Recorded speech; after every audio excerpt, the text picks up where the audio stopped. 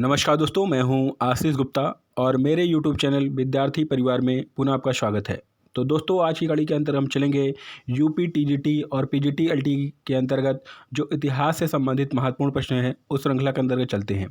तो दोस्तों, ये सामाजिक विज्ञान भी से संबंधित भी प्रश्न आते हैं। तो यहाँ पे हम लोग दोस्तों गुप्त वंश से संबंधित अब तक जो महत्वपूर्ण प्रश्न उत्तर बने हुए हैं आपके प्रतियोगी परीक्षाओं में, वे सभी प्रश्न यहाँ पे देखेंगे। अगर आप चैनल पर नए हैं तो चैनल को सब्सक्राइब कर लीजिए और बेल आइकन बटन क्लिक कर लीजिए ताकि आपको नोटिफिकेशन मिलते रहे। तो चलिए दोस्तों, शुरू करते हैं आज का हमारा पहला प्रश्न। तो दोस्तों, पहला क्वेश्चन है, देखिएगा, गुप्त वंश का संस्थापक कौन था? ऑप्शन देखिएगा, घटोत्कच गुप्त, चंद्रगुप्त या श्रीगुप्त या इनमें से कोई नहीं। तो दोस्तों, वीडियो को पुश करके आप प्रैक्टिस सेट की तरह लीजिए एक तरीके से। तो ये कई बार एग्जाम में पूछे गया दोस्तों, बड़े इंपॉर्टेंट क्वेश्चन है। तो चलिए दोस्तों, बताइए गुप्त वंश का संस्थापक कौन था?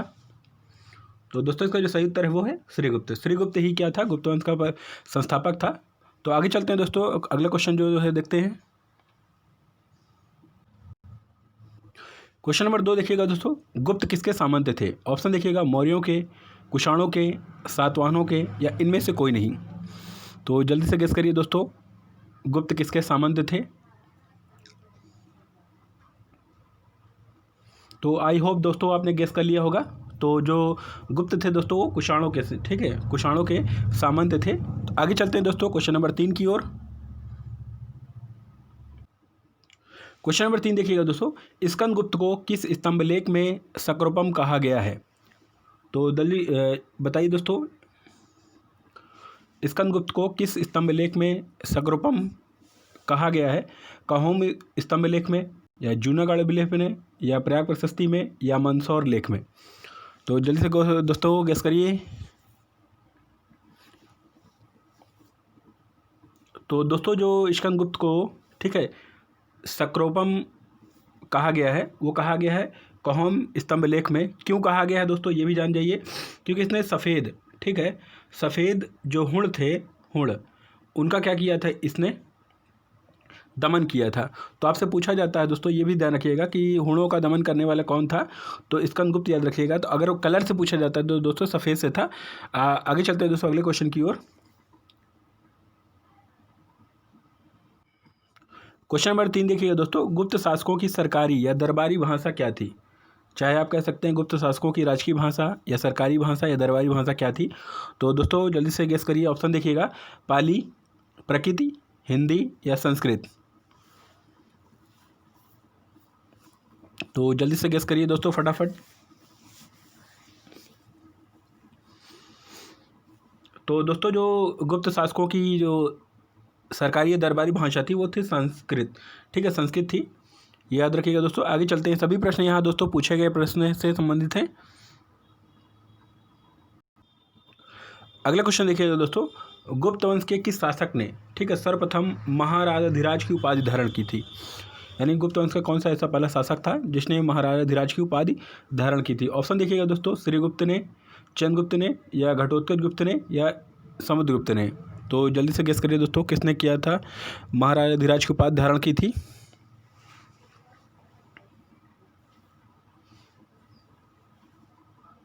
तो दोस्तों, जो धारण किया था महाराजाधिराज की उपाधि जो थी उसको धारण किया था चंद्रगुप्त प्रथम ने, ठीक है दोस्तों। ऑप्शन नंबर बी आपका उत्तर सही है, ठीक है दोस्तों।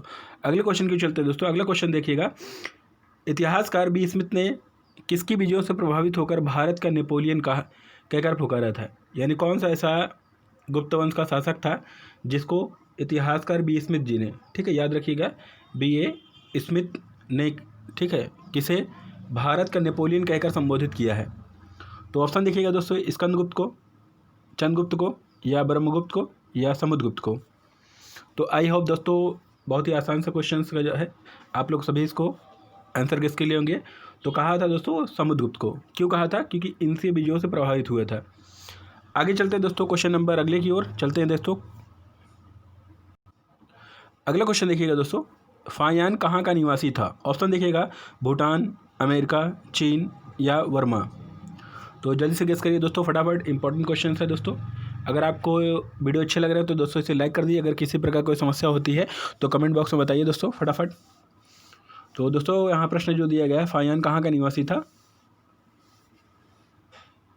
तो दोस्तों वो था चीन का, ठीक है। तो दोस्तों वो कहाँ का निवासी था, चीन का था। और इसने एक पुस्तक लिखी थी दोस्तों, ठीक है, वो भी याद रखिएगा, फ्यूकी, ठीक है, फ्यूकी इसने एक पुस्तक लिखी थी दोस्तों, फायान ने, ये भी याद रखिएगा दोस्तों। आगे चलते हैं दोस्तों, अगले क्वेश्चन की ओर चलते हैं, क्वेश्चन नंबर अगले की ओर। अगला क्वेश्चन देखिएगा दोस्तों, बहुत इंपॉर्टेंट क्वेश्चन है, कई बार एग्जाम में पूछा गया दोस्तों। मंदिर निर्माण कला का जन्म सर्वप्रथम किस या कब हुआ था? तो जो मंदिर निर्माण कला का जन्म सर्वप्रथम कब हुआ था, ऑप्शन देखिएगा दोस्तों, मौर्य काल में, या गुप्त काल में, या कुषाण काल में, या संधो काल में। तो जल्दी से गेस करिए दोस्तों फटाफट। तो दोस्तों जो मंदिर निर्माण की कला की जो शुरुआत होती है वो होती है गुप्त काल से, ठीक है, याद रखिएगा दोस्तों, बहुत इंपॉर्टेंट क्वेश्चन है। आगे चलते हैं दोस्तों, अगला क्वेश्चन जो हमारा वो देखते हैं। अगला क्वेश्चन देखिएगा दोस्तों, फायान किसके शासनकाल में भारत आया था? ऑप्शन देखिएगा, चंद्रगुप्त प्रथम, अशोक, हर्षवर्धन, या चंद्रगुप्त द्वितीय। तो जल्दी से गेस करिए दोस्तों, फायान किसके दरबार में भारत आया था, जिसने फ्यूकी नामक पुस्तक लिखी थी और ये चीन से आया हुआ एक चीनी यात्री था। तो जल्दी से गेस करिए दोस्तों फटाफट। तो दोस्तों जिसका सही उत्तर है वो है चंद्रगुप्त द्वितीय, या चंद्रगुप्त सेकंड कह सकते हैं। तो यहाँ पे जो फायान चंद्रगुप्त द्वितीय के दरबार में आया था, जिसे चंद्रगुप्त विक्रमादित्य भी कहा जाता है। आगे चलते हैं दोस्तों, अगला क्वेश्चन जो हमारा वो देखते हैं। अगला क्वेश्चन देखिएगा दोस्तों, उत्तर गुप्त युग में जो विश्वविद्यालय प्रसिद्ध था वह था, कौन सा था? कांची विश्वविद्यालय, या तक्षशिला विश्वविद्यालय, नालंदा विश्वविद्यालय, या वल्लभी विश्वविद्यालय। तो दोस्तों फटाफट उत्तर बताइए, गुप्त काल में कौन सा विश्वविद्यालय प्रसिद्ध था?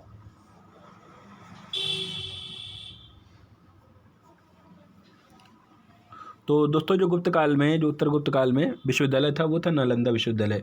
तो दोस्तों ये हमारे बिहार में स्थित है। तो दोस्तों आपको कमेंट बॉक्स में ये बताना है कि नालंदा विश्वविद्यालय की स्थापना किसने की थी। जल्दी से दोस्तों फटाफट आप उत्तर देते रहिए कि नालंदा विश्वविद्यालय की स्थापना किसने की थी, आप कमेंट बॉक्स में ज़रूर बताइए दोस्तों। अगर आपको इसी तरीक़ा के क्वेश्चंस चाहिए तो आप हमारे टेलीग्राम चैनल विद्यार्थी परिवार या नीचे दिए गए डिस्क्रिप्शन बॉक्स पर क्लिक करके आप वहां से इतिहास, नागरिक शास्त्र से संबंधित जो भी यूपी टीजीटी पीजीटी के अंतर्गत प्रश्न बनते हैं उसके क्यूज के रूप में जो क्वेश्चन आते हैं, तो आप उसमें प्रतिदिन 10-20 क्वेश्चन के साथ पार्टिसिपेट कर सकते हैं। वो पूर्णतः निःशुल्क है। तो चलिए दोस्तों आगे अगले चलते हैं, आगे क्वेश्चन जो है।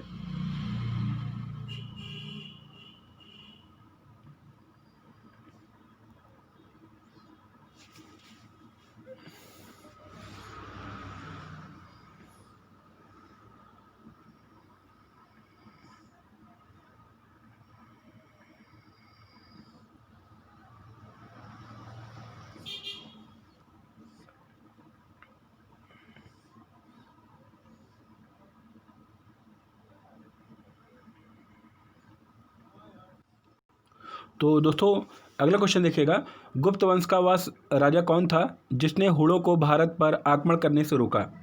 ठीक है दोस्तों, फटाफट गेस करिए दोस्तों, कुमारगुप्त ने, या समुद्रगुप्त ने, या स्कंदगुप्त ने, या चंद्रगुप्त ने। तो कौन सा ऐसा गुप्त वंश का शासक था दोस्तों जिसने क्या किया था, हुण जो भारत आए थे उनको आक्रमण करके रोका था? तो अभी दोस्तों अभी हमने देखा है इसको किस उपाधि दिया गया था, सक्रोपम। ठीक है दोस्तों, सक्रोपम, ठीक है, इन्हें शत्रु को नाश करने वाले के रूप में देखा गया था। तो ये दिया गया था दोस्तों स्कंदगुप्त को। ठीक है दोस्तों, आगे चलते हैं दोस्तों, अगला क्वेश्चन जो हमारा वो देखते हैं। तो यहाँ का जो सही उत्तर दोस्तों है वो आपका है, ठीक है, स्कंदगुप्त, जिसने क्या किया था, हुणों को भारत पर आक्रमण करने से रोका था। इंपॉर्टेंट, मोस्ट इंपॉर्टेंट के अंतर रख लीजिएगा दोस्तों, ये कई बार एग्जाम में पूछे गए हैं। अगला क्वेश्चन देखिएगा दोस्तों, गुप्त राजवंश किस लिए प्रसिद्ध था? कला एवं स्थापत्य के लिए, साम्राज्यवाद के लिए, या राजस्व भूमि कर के लिए, या साहित्यिक कार्यों के संरक्षण के लिए।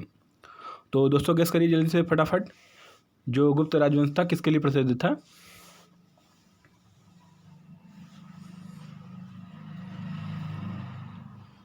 तो आई होप दोस्तों आपने गेस कर लिया होगा, इसका सही उत्तर है वो है कला एवं स्थापत्य कला के लिए प्रसिद्ध था। तो दोस्तों आपको इसके अंतर्गत एक प्रश्न और बनते हैं, वो भी ध्यान रखिएगा कि जो हमारा प्राचीन भारत है, ठीक है, प्राचीन भारत में जो राजवंश था वो गुप्त काल था। तो उस गुप्त राजवंश में जो स्वर्ण युग का काल आता है वो गुप्त राजवंश का आता है। तो जो प्रश्न बनता है दोस्तों कि प्राचीन भारत में जो स्वर्ण काल कहा जाने वाला राजवंश था वो कौन सा था, तो गुप्त वंश था। तो वहीं जो मुगल पीरियड में आता है दोस्तों, मुगल पीरियड में हम बात करेंगे तो वहाँ पे शाहजहाँ का काल जो मुगल वंश का स्वर्ण युग कहा जाता है, ये भी याद रखिएगा दोस्तों। आगे चलते हैं दोस्तों, अगला क्वेश्चन जो हमारा वो देखते हैं। तो चलिए दोस्तों फटाफट इसका आंसर दे दीजिए। भारतीय संस्कृत का स्वर्ण युग यानी गोल्डन एज किसे कहा जाता है, या गोल्डन एज कह सकते हैं हम लोग किसे, भारतीय संस्कृत का स्वर्ण युग किस राजवंश को कहा जाता है दोस्तों, फटाफट गेस करिए। मौर्य काल को, गुप्त काल को, चोल काल को, या राजपूत काल को। तो जल्दी से गेस करिए दोस्तों, मौर्य काल, राजपूत काल, या चोल, या गुप्त काल। तो अभी दोस्तों हमने इसका आंसर देखा था, तो आई होप आपने गेस किया होगा दोस्तों कि जो भारतीय संस्कृत का स्वर्ण युग कहलाता है या प्राचीन भारत का स्वर्ण युग कहलाता है वो गुप्त काल, गुप्त राजवंश को कहलाता है। ठीक है दोस्तों, जी जी। क्यों कहा जाता है दोस्तों, क्योंकि इसके जो गुप्त काल था इसमें मंदिर निर्माण कला का जन्म हुआ था और स्थापत्य और कला साहित्य का बहुत ही तीव्र गति से विकास हुआ था। सेम मुगल पीरियड की बात की जाती है तो मुगल पीरियड में भी स्थापत्य कला और साहित्य के रूप में जो भी काम हुआ उस कारण से उसे स्वर्ण युग भी कहा जाता है। आगे चलते हैं दोस्तों।